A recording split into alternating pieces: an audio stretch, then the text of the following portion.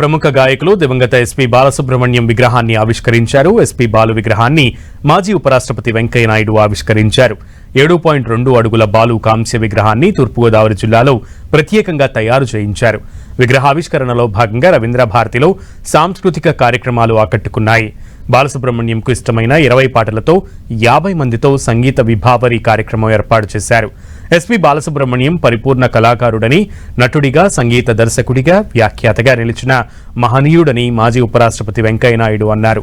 Telugu cinema రంగంలో బాలసుబ్రహ్మణ్యం పాత్ర గురించి మాటల్లో చెప్పలేమని అన్నారు. భవిష్యత్ తరాలకు ఈ మహానుభావుడి గురించి తెలిసేలా విగ్రహం ఏర్పాటు చేయడం సంతోషకరమని చెప్పారు. తెలుగు జాతి కీర్తిని ప్రపంచానికి చాటి చెప్పిన బాలసుబ్రహ్మణ్యంను గౌరవించుకోవడానికే విగ్రహాన్ని ఏర్పాటు చేసినట్లు మంత్రి శ్రీధర్ బాబు తెలిపారు. సంగీతానికి, ప్రాంతానికి భాష లేదని, కళలను గౌరవించడమే తమ ఉద్దేశమన్నారు శ్రీధర్ బాబు.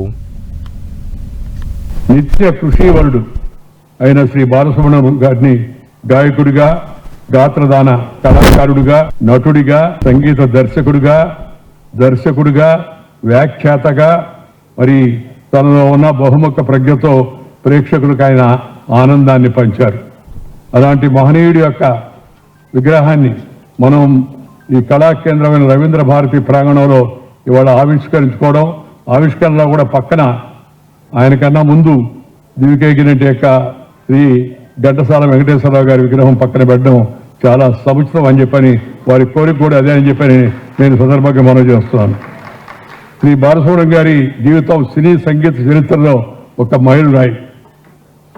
తెలుగు సినిమా సంగీతానికి ఘంటసాల, బాలు వీరిద్దరు ద్వయం స్వర్ణయుగం కూడా తీసుకొచ్చారని చెప్పొచ్చు. వీళ్ళిద్దరూ కలిసి తెలుగు సంగీత ప్రపంచానికి స్వర్ణయుగం తీసుకొచ్చారని చెప్పని చెప్పవచ్చని మీ అందరికీ నేను మనవి చేస్తాను. తెలుగు పాటకు వీళ్ళిద్దరూ పట్టాభిషేకం చేశారు. ప్రేక్షకుల హృదయ సింహాసనంపై ఆ తెలుగు పాటను కూర్చోబెట్టారు. ఈరోజు ఆ మహనీయుడికి ఒక కులమో, ఒక మతమో, ఒక ప్రాంతమో, దేశానికి సంబంధించిన వ్యక్తి కాదు.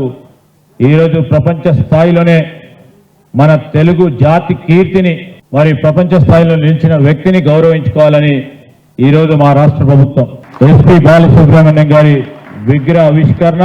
ఎక్కడైతే కళలను గౌరవిస్తామో, రవీంద్ర భారతి అంటే కళలను ప్రోత్సాహం చేసిన ప్రాంతం.